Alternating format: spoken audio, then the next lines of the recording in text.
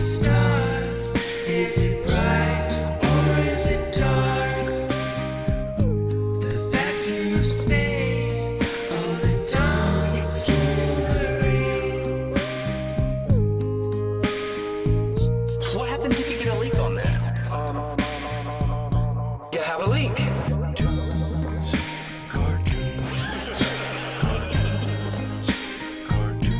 Debunk my bubble.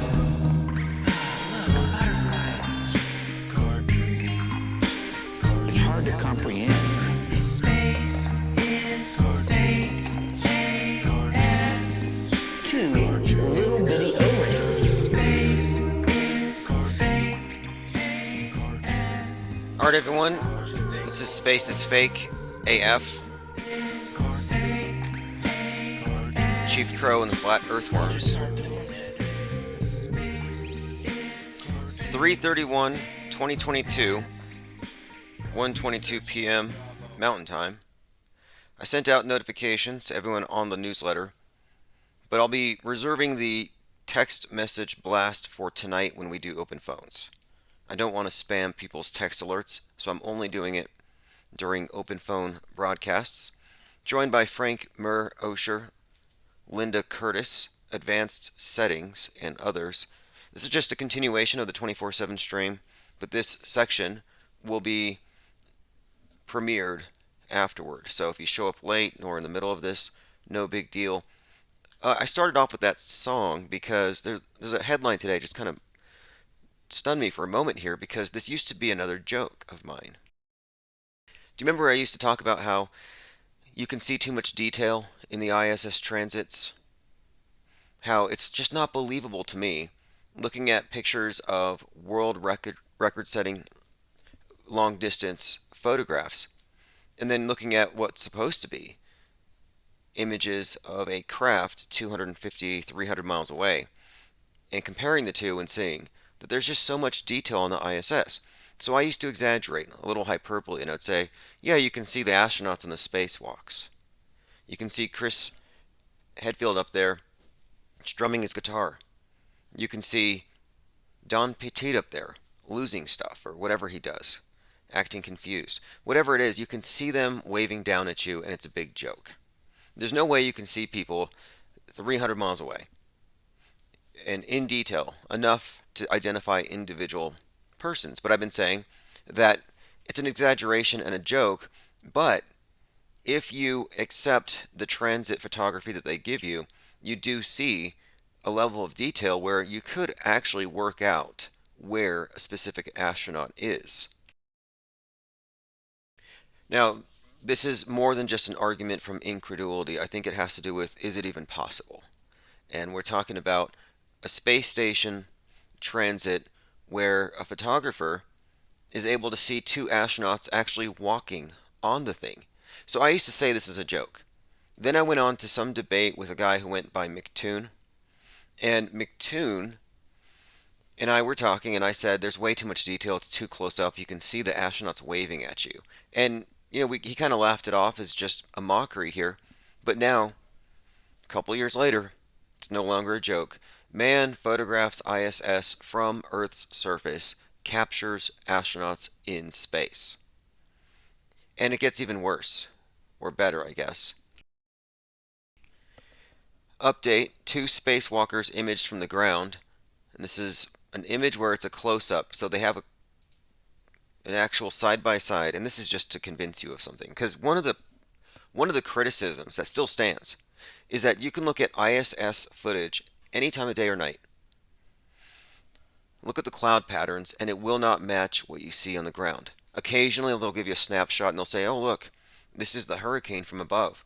But generally, their footage bears no relation to the weather on the ground. You could not use the ISS footage to plan a family vacation and trust that you're going to see accurate weather from above. It doesn't match. But now here, what they have brought you is matching video footage with on-the-ground photography, supposedly. Ground-based image 323, 2022. Composition by Philip Smith. And so here you have, on the screen if you're looking, a very detailed image of the ISS. Now you can make out the various modules.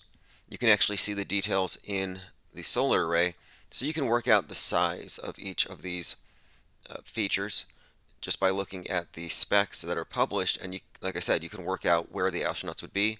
Well, they've done it. And they actually have arrows pointing to where the astronauts are. You can see them installing a new camera, and then they have this juxtaposed with the on-board camera that shows the astronauts doing the work in quote space. Now, I always point out that the photography from space is super crystal clear, without fail, when it's an astronaut taking a picture from inside the craft. But whenever you have the video from outside of the space station, it's always diffused lighting, kind of blurry, as though it's underwater. I wonder why that is. But anyway, yes, this is the story. During astronaut spacewalks, they are often photographed or filmed, but rarely does someone capture a spacewalk from the surface of the Earth. He said, quote, "I feel like I just made a once-in-a-lifetime image.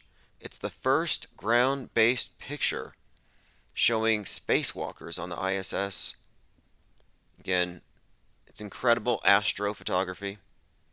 If you choose to believe it, then you're a believer. Do you know this to be real? Well, I looked at the video, and it's really a leap of faith. Do you trust that that camera that you see in the video, that telescope there, is actually recording what they're going to show you after? I mean, there is a bit of trust implied here. You got to trust they're not lying, and people lie. Don't believe me? You know, I brought up McToon, so I tricked McToon on purpose. Let me go ahead and bring up what I did here.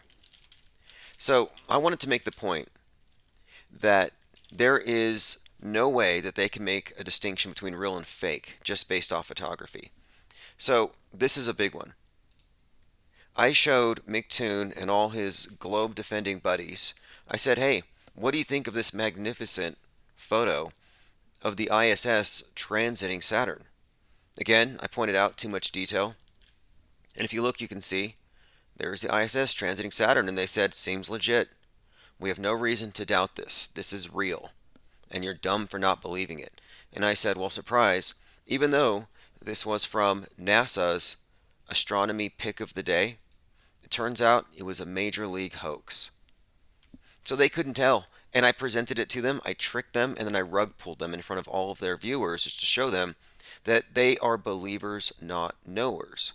And I'm not a believer. And I don't have enough information to know. So I'm kind of agnostic, critical, and skeptical, so I don't get clowned like they did. Like I clowned them the way this photographer clowned NASA. But my other point here is, was NASA even clowned? No, I think they just got caught. So it says there was a spectacular astronomy video that went viral, another German astrophotographer, and it showed the ISS passing in front of Saturn. It was spammed all over Twitter and Facebook. And why? Because the people who believe this stuff don't fact check. They don't reality test the claims. The reason it went viral because you have a lot of dupes. And it's not the flat earthers that are the dupes here. Goes on to say, it was cool. Catching such an event takes an extraordinary amount of skill and planning. There's only one problem, it wasn't real. Oh, imagine that. I thought everything that NASA presented was unequivocally real, and if you doubt it, there's something defective with your mind. No, turns out they don't even know the difference between real and fake. So he used images, he composited the images together and made a video. So this is beyond just a simple composite photo. He did the whole video and he tricked people somehow. And here's what he said. I managed to photograph the ISS in front of a planet. In this case, it was Lord of the Rings Saturn. Everything happened as planned. You can see the video on YouTube. Oh, there's evidence. Like I saw the video on YouTube of the guy photographing the astronauts flying over his house. I mean, this is just so corny to me that they can just continually pass this stuff off as real, but you have to remember who they're actually catering and pandering to. People have never questioned any of these things. You know, a lot of people, I call them conspiracy theorists. I call them conspiracy nutters. A lot of people actually believe that man landed on the moon. Still. And moreover, they're so confused that they don't know that by their own ridiculously low standards of evidence, if what NASA says is true, then the moon is made out of wood. Because the moon rocks, it was revealed, were all made out of wood. So either NASA's lying about everything and they didn't go to the moon, or that's a big chunk of petrified wood up there. Take your pick. Anyway, this guy presented his evidence on YouTube. He says, "This is a great achievement for me as an astrophotographer. This takes time, patience, and preparation and luck to get a shot like this, and the hard work pays off in the end." So there he is, congratulating himself. And then you go over to NASA's astronomy pick of the day. Oh, it's not there anymore. They replaced it with an equally realistic image of a spiraling galaxy out there. By the way, galaxies are flat. Solar systems are flat. The universe is pretty much flat. It's not a sphere. It's not a ball. You're not on the outside of a ball universe. You're not inside of a hollow universe. No, it's flat. A lot of flatness out there. So you want to laugh at one flat speck of matter called Earth? Go ahead. Laugh at flat Earth. Your whole universe is laughably flat. Your solar system is ridiculously flat. And if you don't let Pluto into your club and make it a planet, it is flat. Because Pluto is the only deviation 17 degrees below your flat solar system plane. Anyway, let's go on. The video was convincing enough that it got past a lot of people. Well, not the flat earthers. That's my point. Flat earthers have a point. The earth may not even be flat. It might be a big CGI ball for all I care. I really don't care. My point is it's not about the shape. It's about worldview, who presents it, and how you know what you know. And do you know what you know? Or are they presenting you a false idol and then telling you you're responsible for its condition because you're not recycling enough or whatever? Anyway, let me go on. It says, when I first saw the video, and this is from Slate.com, a true believer in this whole space program, obviously, he said, "I was amazed. But then it bugged me to catch the ISS in front of Saturn in one frame of the video. The odds of that are pretty low. And it looked too crisp and clean, but that wasn't enough for me to declare it fake." Too crisp, too clean. So let's address that for just a moment. We are talking about a craft moving 17,000 miles per hour. There's no motion blur, and that kind of bothers me, especially because the only reason you can see it is it's reflecting the sun. The light is just, it doesn't seem like it'd be that consistent, but yes, they're able to get astounding detail, which I've always said is a giveaway. It's a hoax. That's why I said that you're likely to see astronauts hanging out, dangling off the side, Chris Hadfield playing his guitar, because it is such a joke. But now it's real, and we'll get back to that. But anyway, here's how they found out it was a hoax. The ISS should have been twice the size of Saturn, but they are the same size in the video. So speaking of relative sizes, I had watched a plane cross in front of the moon once, and I got to thinking, that plane is like 3 miles away. ISS is 250. How come the ISS transits seemingly depict a space station, which is the size of a football field, 300 feet, as the same size as a commercial airliner, even though the airliner is 3 miles away and the ISS is a few hundred? Like, that kind of stood out to me. And also, if you can see astronauts on the space station 250 to 300 miles away from your backyard, then what if you focused on a plane? Would you be able to see what the pilot is tweeting? Do you know what I mean? It just seems like there's a scale problem here. Okay, let's go on. The ISS is brighter than Saturn, but they appear equally well exposed. Yeah, people who know about photography can debunk this stuff when they look critically. People who know about video can have a good time laughing Mystery Science Theater 3000 style at the terrible science fiction reality TV movie called the ISS. Because if you know anything about video editing, you can spot the hoaxes in it. In fact, I was actually just watching a video today, and I'm not going to play it, but there's a ceremony aboard the ISS, because they do a bunch of ceremonies, a lot of group hugs. Like, if you're going to be an astronaut, you better be a hugger. No social distancing in space. Anyway, the guy on the left is passing some symbolic key because the cosmonauts are handing over the keys to the Americans. And I hope it's not some kind of an indication that maybe they don't want to be on board for what happens next. But anyway, the guy on the left who's handing him the key has an obvious green screen edge around his entire body the entire time. You can clearly see that that environment around them is not actually there. And these are really bad special effects. They have not aged well. This was very realistic 10 years ago, I'm sure. But no, right now it doesn't match our reality, the reality that we see. It looks phony. And CGI has improved, and the stuff you see in the movies has surpassed this. If you watch the movie Moonfall, they have better special effects than the ISS, and that's a problem. So that's the reason why I first suggested they're going to have to pull it down, because this is limiting how far they can go up into space.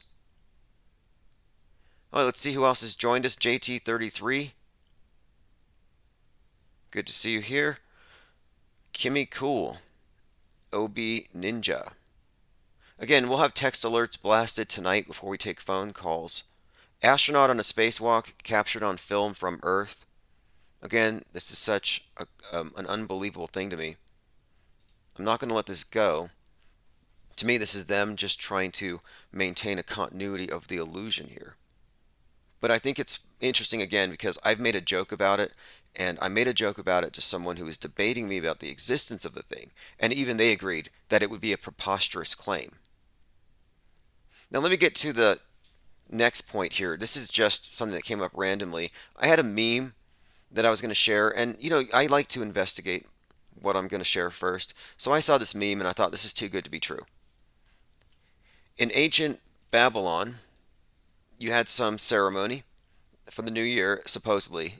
Statues of the gods paraded through the streets, looking like the Oscars, in front of whom a king was required to kneel. A high priest would then slap the monarch. Tears had to flow from the king's eyes as an omen to the prosperity of the country. So I thought this has got to be some kind of a joke. Now I'm looking at this as, okay, so if this is true, then yes, Will Smith cried, but Chris Rock would be the one who would have to cry for this to be the actual thing as described here. Well, anyway, it turns out that there is indeed something to it, and this is what was kind of astounding this morning. I was like, wait, this is way too obvious. Slapping the king on the cheek in ancient Babylon is a humiliation rite that serves a dual purpose. This is from Jerusalem Post. The ancient custom of striking the king on the cheek and bringing him to tears on the fourth day of the Babylonian New Year celebration deserves some attention. Now, this article is from several years ago. Now, my monitor's going to sleep right now. I don't know why. And I'm looking at the audio encoder, and my audio is still going out there, so I'm just going to continue until my monitor wakes up. But I was bringing up this Babylonian king slapping ritual, and Chris Rock had a performance last night. He had a comedy show. I think the place is called Wilburn Theater. But anyway, he showed up and had a standing ovation. And during the standing ovation, he reportedly cried. Tears. So he was slapped, and then he gushed.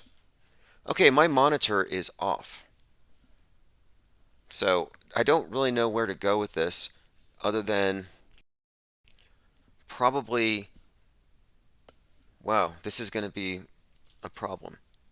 Okay, well anyway, this has been great. Just a short catch up on everything, and I'm going to be doing this anyway, every single day, and posting it to the Conspiratainment News Daily. Just catching up with the things that we're going to be discussing in detail later, that we'll be taking phone calls on, etc. Okay, but I have no control over the live stream. My monitor is quite literally down. So what I'm going to do is just terminate the whole thing for the time being. Anyway, have a great day.